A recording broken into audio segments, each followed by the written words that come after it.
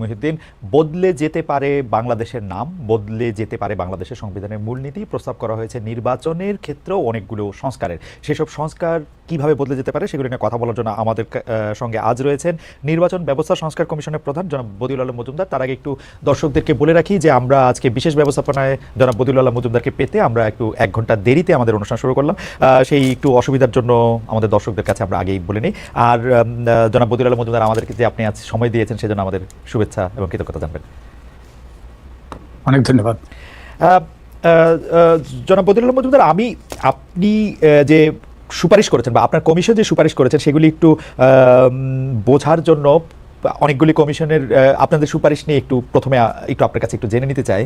যেমন আমরা একটি সুপারিশে দেখতে পাচ্ছি নতুন দল নিবন্ধনের শর্ত শিথিলের লক্ষ্যে 10% জেলা এবং 5% উপজেলা বা থানায় দলের অফিস এবং ন্যূনতম 5,000 সদস্য থাকার বিধান করা।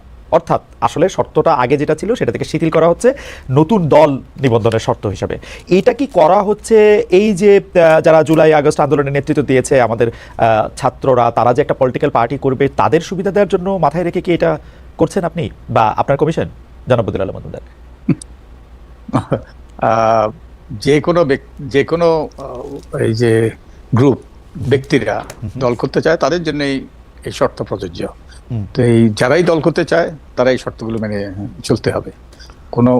কোনো গ্রুপের জন্য, কোনো ব্যক্তি বিশেষের জন্য এই শর্ত আরোপ করা হয়নি। অর্থাৎ আমি যদি এখন একটি রাজনৈতিক দল করতে চাই বা গঠন করি বা করতে চাই, আমার ক্ষেত্রে এটি প্রযোজ্য হবে? এটি স্পেশালি বৈষম্য বিরোধী ছাত্র আন্দোলন বা জাতীয় নাগরিক কমিটি তাদের জন্য এটি কোনো বিশেষ সুবিধা না? নিঃসন্দেহে তাদের কারোর জন্য বিশেষ সুবিধার জন্য না। বহুদিন থেকেই রাজনৈতিক দলগুলোর পক্ষ থেকে দাবি উঠছিল যে নিবন্ধনের শর্তগুলো খুব কঠোর এবং তাদেরকে হাজার হাজার পৃষ্ঠার সেই তথ্য দিতে হয় এবং তাদের পক্ষে এগুলো মানা দুরূহ, যার ফলে নতুন দল সৃষ্টির পথ রুদ্ধ হয়ে যায়, নতুন নেতৃত্ব বিকাশের পথ সীমিত হয়ে যায়। তো এই জন্যই আমরা এই যে এটা একটা ব্যাপক দাবি ছিল রাজনৈতিক দলের পক্ষ থেকে, তো সেই জন্য আমরা শিথিল করেছি। ওকে, আরেকটি কমিশনের আরেকটি প্রস্তাবের মধ্যে আমি দেখতে পাচ্ছি বা সুপারিশের মধ্যে আমি দেখতে পাচ্ছি আইসিটি বা আন্তর্জাতিক অপরাধ ট্রাইব্যুনালের আইনে সাজাপ্রাপ্ত সকল ব্যক্তিকে কোনো দলের সাধারণ সদস্য বা কমিটির সদস্য হওয়ার অযোগ্য করা। স্যার, আমাদের প্রশ্ন হচ্ছে যে এই ক্ষেত্রে কি এই আইসিটির 5 আগস্টের পরে নতুন যে আইসিটি যেভাবে কাজ করতেছে তাদের সিদ্ধান্তর এইটা প্রযোজ্য হবে নাকি আগেরটাও প্রযোজ্য থাকবে? ধরা যাক যে এর আগের আইসিটি তো বেশিরভাগ সিদ্ধান্ত দিয়েছে জামাত ইসলামী বা কিছু ক্ষেত্রে বিএনপির সদস্যদের ক্ষেত্রে, কাউকে মৃত্যুদণ্ড দিয়েছে আবার কারো ক্ষেত্রে বিভিন্ন রায়ও দিয়েছে, সেগুলিও কি প্রযোজ্য থাকবে? আইসিটির মামলায় যারা সাজাপ্রাপ্ত হয়েছে এটি তাদের সকলের বিরুদ্ধে প্রযোজ্য হবে। এটি তাদের মানে আগের পরের এখনকার সেগুলি সকলের বিরুদ্ধে প্রযোজ্য হবে? সকলের বিরুদ্ধে প্রযোজ্য হবে। স্যার, একটু যদি আরেকটা ব্যাপারে যদি একটু বলতেন যে মানে কেন এই প্রস্তাবটা করা হয়েছে, যে সেটা হলো দলের সাধারণ সদস্যদের তালিকা প্রস্তুত করে তা ওয়েবসাইটে প্রকাশ করা এবং উক্ত তালিকা প্রতি বছর একবার হালনাগাদ করা, মানে এইটা কেন, মানে এই প্রসেসটার মধ্যে দিয়ে? এর একটা বড় কারণ হলো অনেকে উড়ে এসে জুড়ে বসে। অনেক সুযোগ সন্ধানী কিংবা বসন্তের কুকিল যেটাই বলতে চান, তারা এসে দলের মধ্যে অনেক সময় মনোনয়ন বাণিজ্য বিভিন্নভাবে তারা মনোনয়ন পেয়ে তারা দলের পক্ষে প্রতিদ্বন্দ্বিতা করে। তো যাতে যে দলের নেতা, দলের যারা ত্যাগী কর্মী, যারা দলের সাথে বহুদিন থেকে যুক্ত আছেন, তারাই যেন মনোনয়ন পায়, তারা যোগ্যতার ভিত্তিতে, দক্ষতার ভিত্তিতে এবং দলের সাথে লেগে থাকার যে ইতিহাস তার ভিত্তিতে। স্যার, এটা আপনার মনে হয় কিনা যে এইটা তো আসলে একটা পলিটিক্যাল পার্টির কাজ, তারা দলের কারে মনোনয়ন দিবে বা দলের সদস্য কাদের রাখবে বা তারা এটা করবে, আপনি যে স্যার এটা উপর থেকে একটু ঠিক করে দিতে চাচ্ছেন, এইটা ঠিক আসলে মানে মানে এই প্রসেসটা একটু টপ ডাউন হয়ে যেতেছে কিনা বা একটু এক্সট্রা নাকি ঠিকই আছে স্যার? যে কোনো সমাজটা যদি সংঘবদ্ধভাবে এবং সুশৃঙ্খলভাবে পরিচালিত হয় তাহলে আমাদের কিছু বিধিনিষেধ আমাদের মেনে চলতে হয়। তো আমাদের নির্বাচন ব্যবস্থাকে যদি পরিচ্ছন্ন করতে হয়, কার্যকর করতে হয়, তাহলে আমাদের কিছু বিধিনিষেধ আমাদের আরোপ করতে হবে, যাতে সৎ ব্যক্তিরা, যোগ্য ব্যক্তিরা যারা জনকল্যাণে নিবেদিত তারা নির্বাচনে অংশগ্রহণ করার সুযোগ পায় এবং তারা জনগণের প্রতিনিধি হিসেবে নির্বাচিত হয়ে আসার সুযোগ পায়। তাই কিছু বিধিনিষেধ মানতেই হবে। এবং ওই যে নিবন্ধনের মূল উদ্দেশ্যটাই হলো যাতে যে গণতান্ত্রিক, স্বচ্ছ, দায়বদ্ধ গণতান্ত্রিক দল, সুশৃঙ্খল গণতান্ত্রিক দল যেন নির্বাচনে অংশগ্রহণ করে এবং জনগণের প্রতিনিধিত্ব করে। স্যার, একটা সুপারিশে আমরা দেখতেছি যে এটাকে সামারাইজ করলে এরকম বলা যেতে পারে যে দলের সাধারণ সদস্যদের গোপন ভোটে দলের স্থানীয় থেকে জাতীয় পর্যায় পর্যন্ত সকল কমিটি নির্বাচিত করা।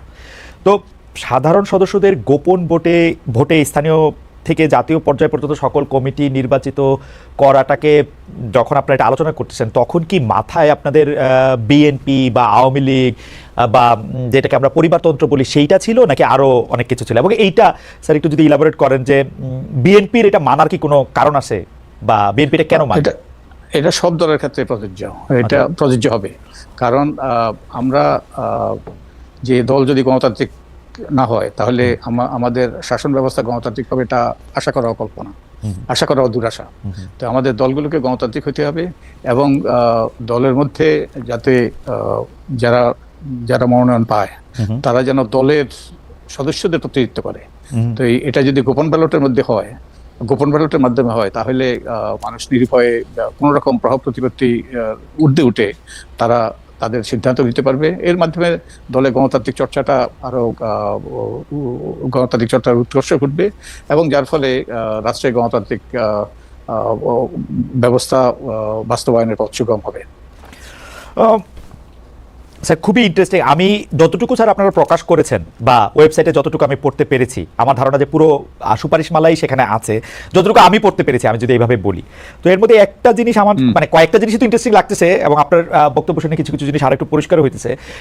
একটা প্রস্তাব আপনারা রাখছেন, সেটা হচ্ছে অনেকটা এরকম যে দলের সাধারণ সদস্যদের গোপন ভোটে প্রতিটা নির্বাচনী এলাকা থেকে সংসদ নির্বাচনের প্রতিদ্বন্দ্বিতার জন্য 3 জনের একটা প্যানেল তৈরি হবে, এবং তা থেকে দলীয় মনোনয়নের বিধান রাখা হবে। মানে শুনতে তো ভালো, কিন্তু এইটার মানে এটা কি সত্যি, এটা নিয়ে যদি আরেকটু বলেন। মানে কারণ এটা আমার কাছে এরকম মনে হচ্ছে যে আপনারা রাজনৈতিক দলগুলোর ক্ষমতা খর্ব করার জন্য এগুলি করতেছেন, কারণ দলীয় মনোনয়ন কমিটি, দলীয় প্রধান, তার যে একটা বিরাট ক্ষমতার জায়গা, সেই জায়গাগুলিকেই আপনারা টার্গেট করে করে সীমিত করতেছেন কিনা। মানে আমি দলের এগুলো জি স্যার আপনি বলেন। আপনি দলের মালিক কারা? দলের মালিক তো দলের সাধারণ সদস্যরা। এগুলো কারো ক্ষমতা খর্ব করা নয়, বরং দলের যারা মালিক, দলের যারা সদস্য, তাদেরকে ক্ষমতায়িত করা, তাদের সিদ্ধান্তের ভিত্তিতে, যাতে কেউ উড়ে এসে জুড়ে বসতে না পারে, কিংবা মনোনয়ন বাণিজ্যের ক্ষেত্রে ভিত্তিতে যারা মনোনয়ন না পায়, যেটা একটা বড় সমস্যা আমাদের অতীতে ছিল। তো যাতে সত্যিকার গণতান্ত্রিক চর্চা হয় দলের অভ্যন্তরে, এবং দলে যারা ত্যাগী কর্মী আছে, দলে যারা দলের সাথে বহুদিন থেকে তারা লেগে আছে, এবং তারা দলের নীতি আদর্শ যারা সমুন্নত রাখে, স্বচ্ছ ব্যক্তিদেরকে, সৎ ব্যক্তিদেররা যাতে নির্বাচিত হতে পারে, তারা যাতে মনোনীত হতে পারে, সেই সুযোগ সৃষ্টি করা। এটার অন্য কোনো উদ্দেশ্য নেই। আমি আগেই বলছি, আমরা যদি একটা গণতান্ত্রিক রাষ্ট্র চাই, তাহলে দলের মধ্যে গণতন্ত্র চর্চা হইতে হবে। দলের মধ্যে যদি গণতন্ত্র চর্চা না হয়, তাহলে এই আমরা একটা গণতান্ত্রিক বাংলাদেশ সৃষ্টি করব, এই আশা ও দুরাশা। জনাব বদিউল আলম মজুমদার, আপনার কাছে কি মনে হয় না যে এইটা যারা আমরা এই দল করব বা কোনো রাজনৈতিক দল করবো, সেটা বিএনপি করি, আওয়ামী লীগ করি, জামায়াত করি, জাতীয় পার্টি করি, বা বৈষম্য বিরোধী ছাত্র আন্দোলন করি, তাদের এইটা ঠিক করে নেওয়ার অধিকার আছে? যেমন আমি যদি বৈষম্য বিরোধী ছাত্র আন্দোলন করে এইটা চাই যে আমি আজকে মনোনয়ন পাবো কি পাবো না, সেটা সাধারণ সদস্যরা ভোট না দিয়ে মাহফুজ সাহেব ঠিক করুক, তো এটা তো চাওয়ার অধিকার আমার আছে। বা তারেক সাহেব ঠিক করুক আমি আজকে মনোনয়ন পাবো কি পাবো না, বিএনপি যদি আমি করি। মানে এই চাহিদা কি তৈরি হয়েছে দলের মধ্যে থেকে যে আমি তারেক সাহেবের নির্বাচিত না হয়ে, নাকি স্যার এটা অতীতে যেইভাবে হয়েছে, এর কারণেই তো আমরা 5ই আগস্ট, আমাদের 5ই আগস্টের ঘটনাগুলি ঘটেছে, আমাদের দেশে স্বৈরতন্ত্র জেগে বসেছে। তো আমরা যদি, আমি আগেই বলেছি যে গণতান্ত্রিক চর্চা সর্বস্তরে করতে হবে। আমাদের রাজনৈতিক দলে যদি গণতান্ত্রিক চর্চা না হয়, এবং রাজনৈতিক দলের সদস্যদের যদি সেই অধিকার না থাকে, তাহলে এটা তো ওই যে তাহলে আর একটা গণতান্ত্রিক কাঠামো দাঁড়াইলো না। আমাদের গণতান্ত্রিক রাষ্ট্রের জন্য গণতান্ত্রিক দল দরকার, আমাদের প্রত্যেক ক্ষেত্রেই গণতন্ত্রের চর্চা দরকার। তো এই গণতন্ত্রের চর্চার লক্ষ্যেই আমরা এটা করেছি। আপনি যে দেশে আছেন সেই দেশে প্রাইমারি হয়, আপনি জানেন যে প্রাইমারি ভিত্তিতে দলের সদস্যরা, কোনো কোনো ক্ষেত্রে এগুলো উন্মুক্ত প্রাইমারি হয়, তৃণমূল থেকে প্রার্থী নির্ধারিত হয়। তৃণমূল থেকে আস্তে আস্তে তারা ওই যে সারা দেশে, যেমন প্রেসিডেন্সিয়াল ইলেকশনে সারা দেশে তারা প্রাইমারিতে বিজয়ী হয়ে শেষ পর্যন্ত তারা প্রার্থী হয়ে ভোটে প্রতিদ্বন্দ্বিতা করে জিতে আসে। তো গণতন্ত্রের চর্চা, আমরা যদি গণতান্ত্রিক ভবিষ্যৎ চাই, তাহলে আমাদের অতীতে যে সকল ত্রুটি বিচ্যুতি আছে সেগুলোর অবসান ঘটাইতে হবে, গণতান্ত্রিক চর্চা সর্বক্ষেত্রে করতে হবে। তো আমরা কেউ যদি উপর থেকে চাপিয়ে দেয়, তাহলে আর সেখানে সেই অতীতে যা ঘটেছে তাই তাই ঘটবে আমাদের। আমরা কি সেই ভবিষ্যৎ চাই? আমার তো মনে হয় সেই ভবিষ্যৎ যাতে আবার পুনরাবৃত্তি না ঘটে তার জন্যই কিন্তু 5ই আগস্টের সেই আমরা স্বৈরাচারকে বিদায় করেছি। না, এটা একটা তো প্রক্রিয়া স্যার বটেই যে আমরা আসলে কিরকম গণতন্ত্র চাই, কিন্তু আমাদের প্রশ্ন, আপনারা যখন এই সুপারিশগুলি করেছেন, সেই সুপারিশগুলি করার সময় যারা রাজনৈতিক দল সমর্থন করেন বা করেন তাদের মতামত তো নিশ্চয়ই আপনারা নিয়েছেন, তারা আসলে কি চেয়েছে? তারা কি এরকমই চায় যে মানে তারাও একটা এম্পাওয়ারমেন্ট চায়? আচ্ছা আচ্ছা আচ্ছা, তারাও এম্পাওয়ারমেন্ট চায়। আমরা একটা আমাদের ওয়েবসাইটে আছে, আমরা একটা জরিপ করেছি এবং এই জরিপে অনেকগুলো প্রশ্ন আমরা করেছি, অনেক বিষয়ে আমরা তাদের মানুষের মতামত নিয়েছি এবং আমরা এই সকল সুপারিশগুলো আমরা প্রণয়ন করেছি যে আমাদের এগুলো আমাদের উর্বর মস্তিষ্ক থেকে আসে নাই। আমরা বহু ব্যক্তির মতামত নিয়েছি, রাজনৈতিক দলের আমরা সুপারিশ নিয়েছি, এই সকলের মতামত, সকলের প্রস্তাব সবগুলো সমন্বিত করে আমাদের সর্বোচ্চ বুদ্ধি খরচ করে আমরা এই প্রস্তাবগুলো করেছি। আমরা মনে করেছি যে এতে জনমতের প্রতিফলন ঘটবে এবং একই সাথে আমাদের একটা গণতান্ত্রিক ভবিষ্যৎ সৃষ্টির পথ সুগম হবে। জনাব বদিউল আলম মজুমদার, আপনার এই সুপারিশমালা দেখে বা আপনাদের এই সুপারিশমালা দেখে ভবিষ্যতে কেউ এই প্রশ্ন করবে না তো যে বর্তমানে যারা ক্ষমতায় আছেন ছাত্ররা, তাদের কথা আপনারা বেশি শুনেছেন? যেমন দর্শকদের মধ্যে একটা অংশ বলছেন যে 21 বছর বয়স সীমা যে করা, মানে রাজনীতিতে আসার জন্য বা এমপি নির্বাচন করার জন্য, বা এই প্রস্তাব যে করা, এটাও আসলে একটা বিশেষ গ্রুপের পরামর্শেই এটা করা হচ্ছে কিনা? আমি এই প্রস্তাবটা কিন্তু আমাদের সুপারিশমালায় নেই, আপনি লক্ষ্য করবেন। এটা হলো সংবিধান সংশোধন কমিশন, আপনি তাদেরকে জিজ্ঞেস করতে হবে। আর আমি একটা কথা সুস্পষ্ট করতে চাই, আমরা যে সুপারিশমালাগুলো প্রস্তুত করেছি এতে কারো কোনো প্রভাব ছিল না। আমরা সম্পূর্ণ স্বাধীনভাবে আমাদের বিবেক বুদ্ধি বিবেচনা খরচ করে এবং ব্যাপক জনগোষ্ঠীর সাথে আলাপ আলোচনা করে তাদের মতামতের ভিত্তিতে আমরা এগুলো প্রমাণ করেছি। সরকারের কিংবা কারোই কোনো রকম প্রভাব ছিল না, আমি এটা সুস্পষ্টভাবে বলতে চাই। এবং আমি আরো বলতে চাই, আমি একজন বয়োজ্যেষ্ঠ মানুষ, আমি জীবনে বহু কিছু করেছি। আপনি যেই দেশে আছেন সেই দেশেও আমি শিক্ষকতা করেছি লম্বা সময়, আমি নেসাতে কাজ করেছি, আমি আরো বহু কিছু করেছি। কিন্তু এই কাজটা ছিল, এই কমিশনের প্রধান হওয়া, এটা ছিল আমার জীবনের সবচেয়ে বড় অ্যাসাইনমেন্ট।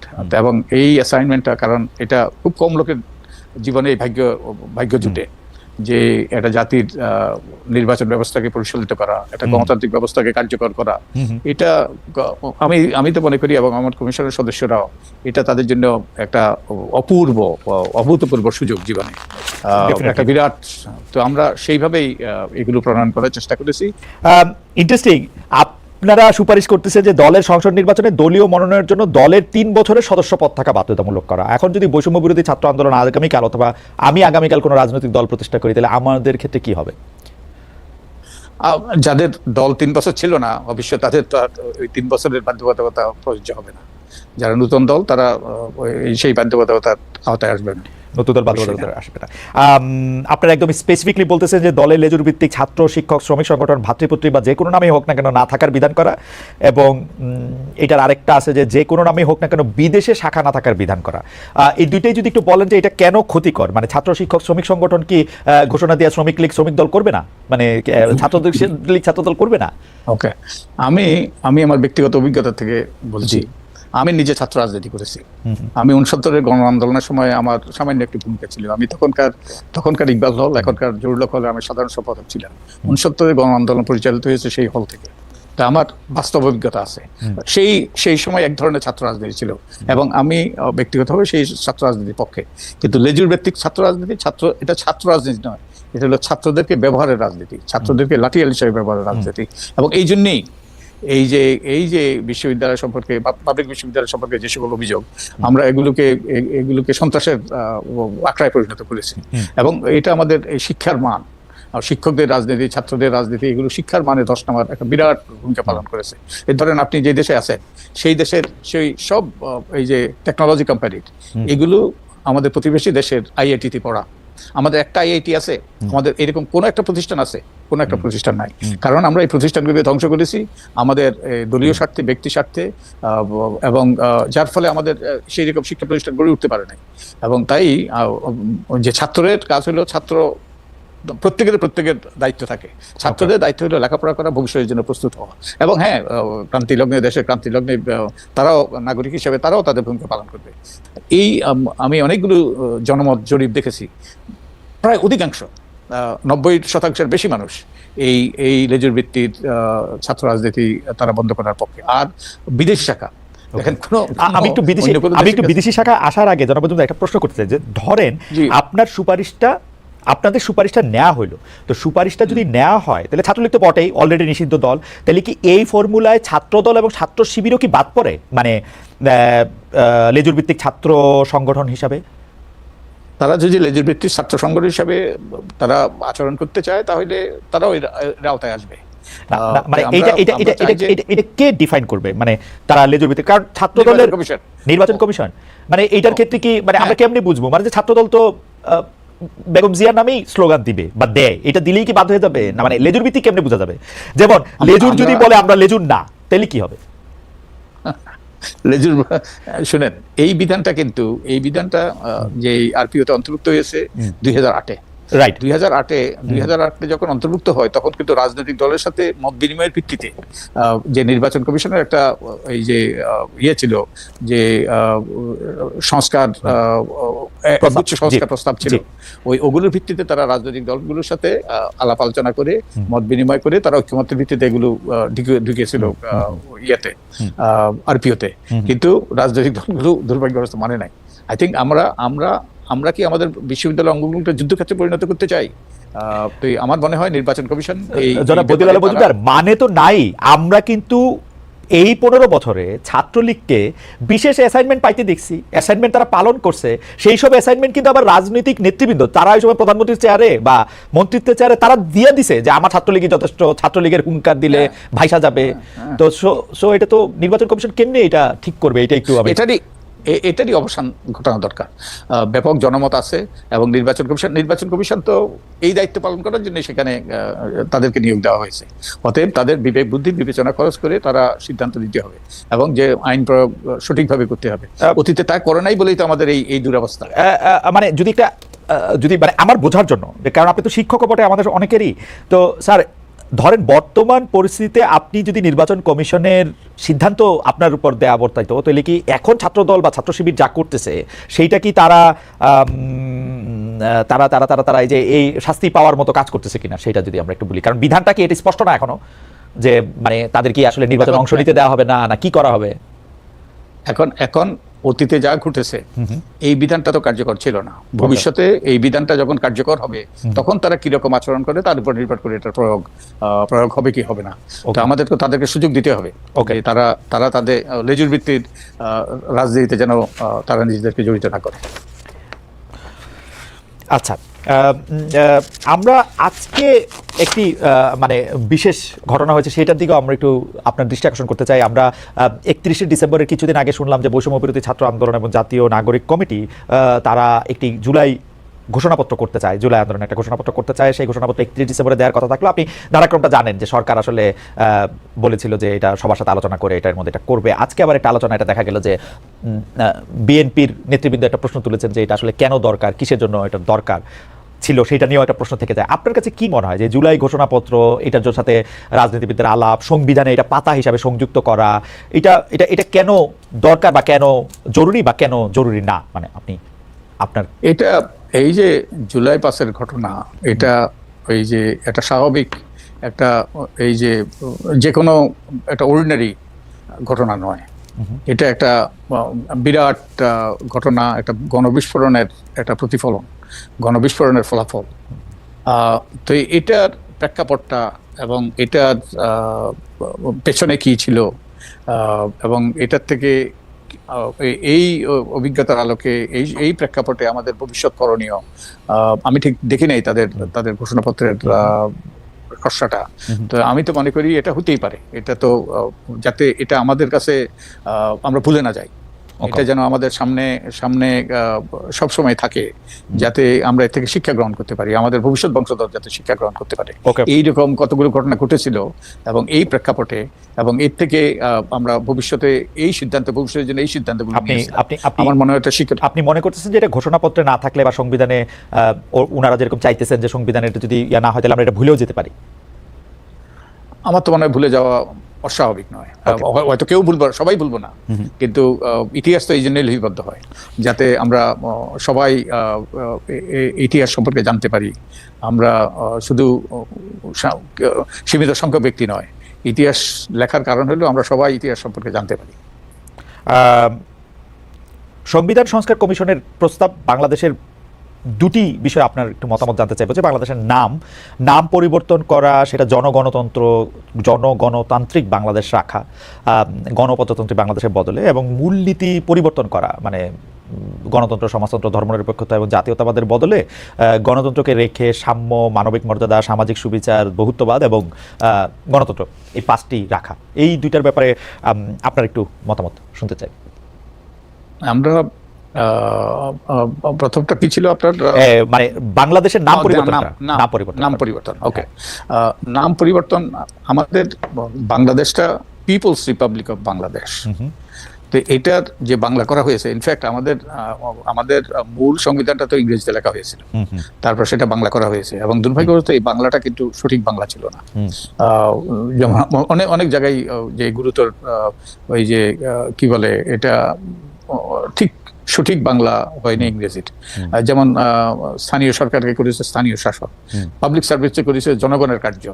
ঠিক তেমনি ভাবে যে পিপলস রিপাবলিক অফ বাংলাদেশ এটাই করেছে যে গণপ্রজাতন্ত্রী বাংলাদেশ, প্রজাতন্ত্র, প্রজা। তো আমরা তো একটা স্বাধীন দেশে, আমরা রাজা প্রজার সম্পর্ক নেই, এখানে কেউ প্রজা নই, আমরা সবাই এই দেশের নাগরিক, মালিক। তো আমার মনে হয় এই যে ভ্রান্তিটা, এই যে অনুবাদে যে ভ্রান্তিটা, এটা সংশোধন করা দরকার। তো এই আমার মনে হয় এটাই বেস্ট ওই অল্টারনেটিভ, যে এই চেয়ে ভালো আমি তো কোনো অল্টারনেটিভ ভাবতে পারি না। এবং কেউ যদি ভালো অল্টারনেটিভ আসতে, মানে এই চেয়ে ভালো অল্টারনেটিভ যদি কেউ নিয়ে আসতে পারে, প্রস্তাব করতে পারে, আমি নিশ্চিত এগুলো বিবেচনা নেওয়া হবে। তার মানে কি জনাব বদিউল আলম মজুমদার, মানে আমাদের ইংরেজি নামটা পিপলস রিপাবলিক অফ বাংলাদেশই থাকতেছে, অনুবাদটার ব্যাপারে জনগণতান্ত্রিক বাংলাদেশ এরকম প্রস্তাব করা হয়েছে? আমি নিশ্চিত বলতে পারবো না, কারণ এটা আমাদের প্রস্তাব নয়। তো সম্ভবত তাই না, আপনি নিশ্চয়ই দেখেছেন, মানে আপনাকে তো পেয়েছি বলে এইটাও একটু জানতে চাচ্ছি যে, আর মানে গণতান্ত্রিক বাংলাদেশ না বলে জনগণতান্ত্রিক বাংলাদেশ বলার কি কোনো কারণ আছে? মানে এই দুটো গণতান্ত্রিক বাংলাদেশ তো গণতন্ত্র একটা প্রক্রিয়া, যে প্রক্রিয়ার মাধ্যমে একটা গণতান্ত্রিক রাষ্ট্র প্রতিষ্ঠিত হয়, একটা প্রক্রিয়ার মাধ্যমে। তো এটা তো আমরা একটা বাংলাদেশের জনগণকে, সব জনগণকে নিয়ে যে বাংলাদেশ, তাকে আমরা ওই আখ্যায়িত করছি এই শব্দ দিয়ে। আমারে অনুবাদ করতে দিলে তো আমি জনগণের বাংলাদেশ করতাম, মানে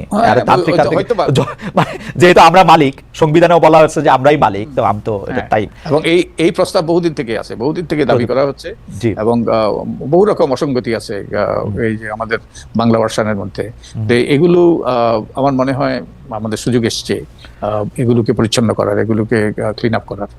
ওকে, এই মূলনীতির প্রসঙ্গে আসি। মানে মূলনীতিটা তো নিশ্চয়ই আপনি দেখেছেন যে 4টি মূলনীতির বদলে 5টি মূলনীতির প্রস্তাব করা হয়েছে, শুধু গণতন্ত্রকে ঠিক রেখে বাকি 4টি বলা হচ্ছে যে 3টির বদলে 4টি, সাম্য, মানবিক মর্যাদা, সামাজিক সুবিচার এবং বহুত্ববাদ।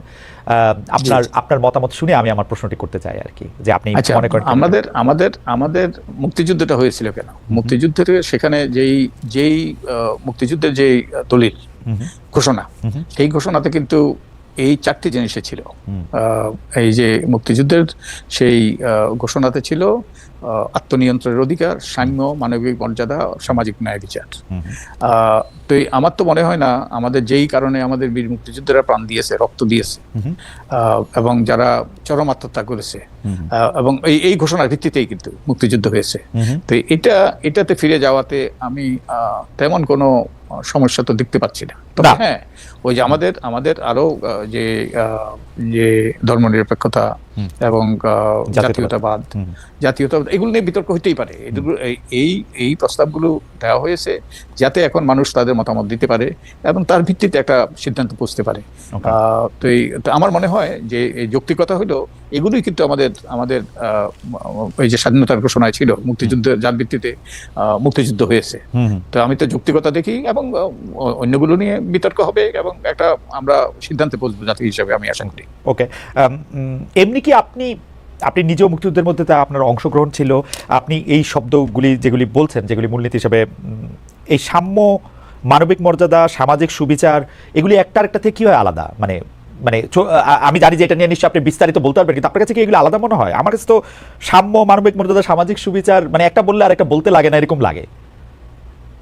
হ্যাঁ, আমরা তো এমন একটা বাংলাদেশ সৃষ্টি করেছিলাম যেই বাংলাদেশ পাকিস্তানের আমলের যেই যেই ব্যবস্থা ছিল তার থেকে ভিন্ন। আমাদের মধ্যে অসাম্য ছিল, আমাদের মর্যাদাহীনতা ছিল, এবং সোশ্যাল জাস্টিস ছিল না, সোশ্যাল জাস্টিস ছিল না। ওগুলোই কিন্তু তখন তখন গুরুত্বপূর্ণ বিষয় ছিল। আমাদের আত্মনিয়ন্ত্রণ অধিকার হরণ করা হয়েছিল যে বাংলাদেশ আওয়ামী লীগ নির্বাচনে জিতেছিল। তখন তো বাংলাদেশ আওয়ামী লীগ ছিল না, তখন আওয়ামী লীগ নির্বাচনে জিতেছিল, কিন্তু সেই তাদেরকে ক্ষমতায় যেতে বিরত করা হয়েছে। তো ওই প্রেক্ষাপটটা আমাদের মনে রাখতে হবে। এবং আমাদের যে বিজ্ঞ যারা আমাদের স্বাধীনতার ঘোষণাপত্র প্রণয়ন করেছেন, তারা চিন্তা ভাবনা করে এটা করেছেন। তা আমার মনে হয় সেই প্রেক্ষাপটে আমাদের এই জন্যই ঘোষণাটা গুরুত্বপূর্ণ। ঘোষণাটা কোন প্রেক্ষাপটে এই ঘোষণাটা এসছে সেটা মনে রাখা গুরুত্বপূর্ণ। আমার ছোট করে একটু জানতে চাইবো যে একদিকে মনে হচ্ছে যে এই সরকার এই চেতনা আসলে সংবিধানে থাক বা না থাক ধারণ করে, কারণ প্রতিবারই এই কথাগুলি বলা হয়, মানে যেগুলিকে আমরা সাম্য, মানবিক মর্যাদা, সামাজিক সুবিচার, গণতন্ত্র যেগুলির কথা বলতেছে এবং বহুত্ববাদ বটে। কিন্তু অন্যদিকে আমরা দেখতেছি যে এই সরকারের আমলেই কেবলমাত্র পাঠ্য বইয়ে আদিবাসী নামক পাতাটার অধিকারের জন্য আমরা দেখতেছি যে জাতীয় পতাকা জড়ানো লাঠি দিয়ে আমরা একজন আরেকজনকে মারতেছি, রক্তাক্ত করতেছি। এই ব্যাপারটা আপনি আসলে কিভাবে দেখেন? আমরা যে নাগরিকরা তাদের মতামত ব্যক্ত করতেই পারে এবং করা গুরুত্বপূর্ণ, এটা তাদের অধিকার।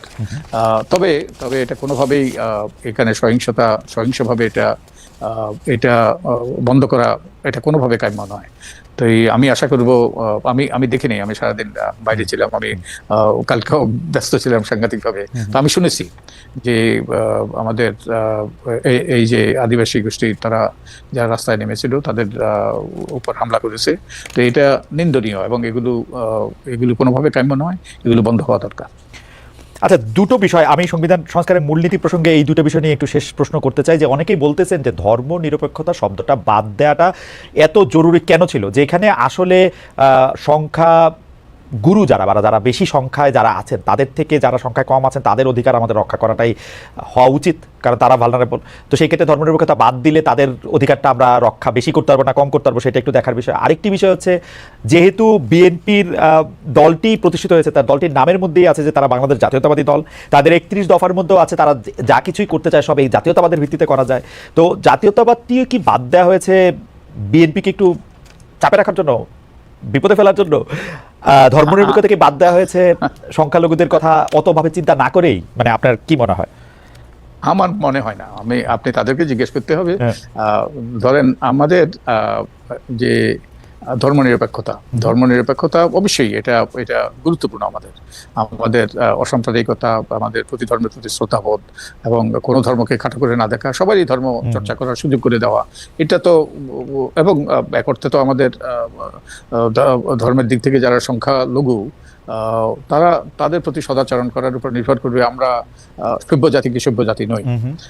তো এগুলো তো এই মূল্যবোধ আমার মনে হয় অধিকাংশ বাংলাদেশী ধারণ করে। তো তারা যে প্রস্তাব করেছে, তো তারা হয়তো যে বহুত্ববাদ দিয়ে এটা সে সবার সম্মিলিত, তারা হয়তো আমি এর সাথে জড়িত ছিলাম না, হয়তো বা বহুত্ববাদ দিয়ে তারা ওটাই বোঝানোর চেষ্টা করেছে। তাই আবারও এই নিয়ে বিতর্ক হবে, আলাপ আলোচনা হবে, এটাই শেষ কথা বলে আমি মনে করি না। আবার একটু নির্বাচন কমিশনের সংস্কারের সুপারিশ, নির্বাচন ব্যবস্থা সংস্কার কমিশনের সুপারিশে ফিরে আসি। আপনি কি আসলে মনে করেন যে জাতীয় নির্বাচনের আগে স্থানীয় সরকার নির্বাচন করাটা ঠিক হবে বা হওয়া উচিত? মানে আমরা একটা জরিপ করেছি।